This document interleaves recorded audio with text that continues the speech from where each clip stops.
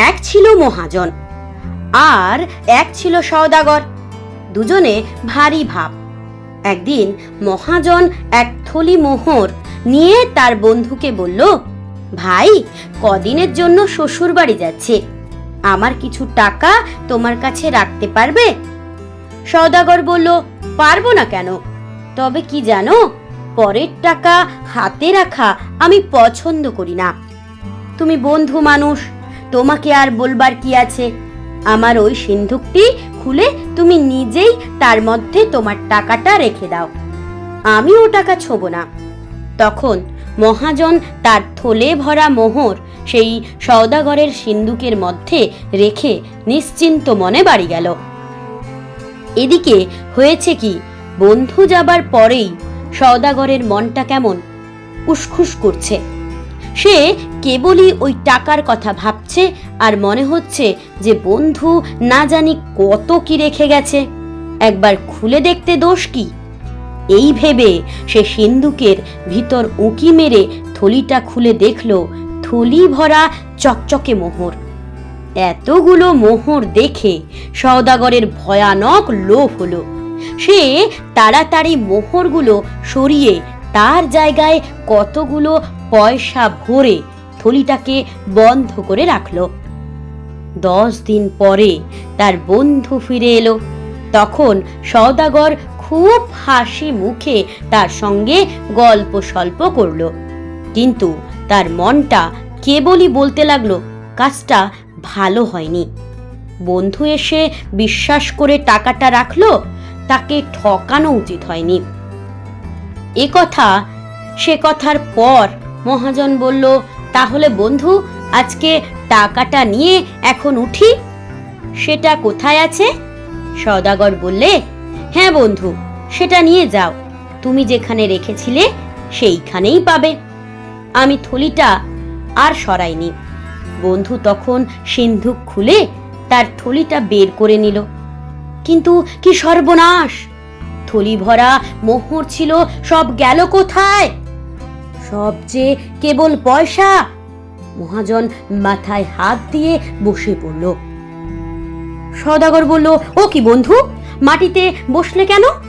বন্ধু বলল, ভাই, সর্বনাশ হয়েছে, আমার থলি ভরা মোহর ছিল, এখন দেখছি একটাও মোহর নাই, কেবল কতগুলো পয়সা। সওদাগর বলল, তাও কি হয়? মোহর কখনো পয়সা হয়ে যায়?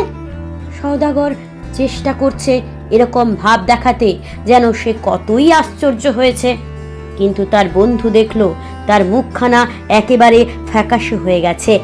ব্যাপারটা বুঝতে তার আর বাকি রইল না। তবুও সে কোনো রকম রাগ না দেখিয়ে হেসে বলল, আমি তো মোহর মনে করেই রেখেছিলাম, এখন দেখছি কোথাও কোনো গোল হয়ে থাকবে। যাক, যা গেছে তা গেছেই, সে ভাবনায় আর কাজ নেই। এই বলে সে সওদাগরের কাছে বিদায় নিয়ে পয়সার থলি বাড়িতে নিয়ে গেল। সওদাগর হাঁপ ছেড়ে বাঁচল। 2 মাস পরে হঠাৎ একদিন মহাজন তার বন্ধুর বাড়ি এসে বলল, বন্ধু, আজ আমার বাড়িতে পিঠে হচ্ছে, বিকেলে তোমার ছেলেটিকে পাঠিয়ে দিও। বিকালবেলা সওদাগর তার ছেলেকে নিয়ে মহাজনের বাড়িতে রেখে এলো আর বলল, সন্ধ্যার সময় এসে নিয়ে যাব। মহাজন করল কি, ছেলেটার পোশাক বদলিয়ে তাকে কোথায় লুকিয়ে রাখলো, আর একটা বাঁদরকে সেই ছেলের পোশাক পরিয়ে ঘরের মধ্যে বসিয়ে দিল। সন্ধ্যার সময় সওদাগর আসতেই তার বন্ধু এসে মুখখানা হাঁড়ির মতো করে বলল, ভাই, একটা বড় মুশকিলে পড়েছি। তোমার ছেলেটিকে তুমি যখন দিয়ে গেলে তখন দেখলাম দিব্যি কেমন নাদোষ নুদোষ ফুটফুটে চেহারা, কিন্তু এখন দেখছি কিরকম হয়ে গেছে, ঠিক যেন বাঁদরের মতো দেখাচ্ছে। কি করা যায় বলো তো বন্ধু? ব্যাপার দেখে সওদাগরের তো চক্ষু স্থির। সে বলল, কি পাগলের মতো বকছো, মানুষ কখনো বাঁদর হয়ে যায়? মহাজন অত্যন্ত ভালো মানুষের মতো বলল, কি জানি ভাই, আজকাল কি সব ভূতের কাণ্ড হচ্ছে, কিছু বুঝবার জো নেই। এই দেখো না, সেদিন আমার সোনার মোহরগুলো খামোখা বদলে সব তামার পয়সা হয়ে গেল। অদ্ভুত ব্যাপার। তখন সওদাগর রেগে বন্ধুকে গালাগালি দিয়ে কাজীর কাছে দৌড়ে গেল নালিশ করতে। কাজীর হুকুমে চার চার পেয়দা এসে মহাজনকে পাকড়াও করে কাজীর সামনে হাজির করলো। কাজী বললেন, তুমি এর ছেলেকে নিয়ে কি করেছো? শুনে চোখ দুটো গোল করে মস্ত বড় হাঁ করে মহাজন বলল, আমি? মুখ্য সূক্ষ্ম মানুষ, আমি কি অত সব বুঝতে পারি হুজুর? ওর বাড়িতে মোহর রাখলাম, 10 দিনে সব পয়সা হয়ে গেল। আবার দেখুন, ওর ছেলেটা আমার বাড়ি আসতে না আসতেই ল্যাচ ট্যাচ গজিয়ে দস্তুর মতো বাঁদর হয়ে উঠেছে। কিরকম যেন হচ্ছে, আমার বোধহয় সব ভুতুড়ে কাণ্ড। এই বলে সে কাজীকে লম্বা সেলাম করতে লাগলো। কাজীও চালাক লোক, ব্যাপার বুঝতে তার বাকি রইল না। তিনি বললেন, আচ্ছা তোমরা ঘরে যাও, আমি দৈবজ্ঞ ফকির ডাকিয়ে মন্ত্র পড়ে ঝাড়িয়ে সব শায়েস্তা করছি। তোমার পয়সার থলি ওর কাছে দাও, আর তোমার বাঁদর ছেলেকে এর কাছেই রাখো। কাল সকালের মধ্যে সব যদি ঠিক না হয় তবে বুঝবো এতে তোমাদের কারুর শয়তানি আছে।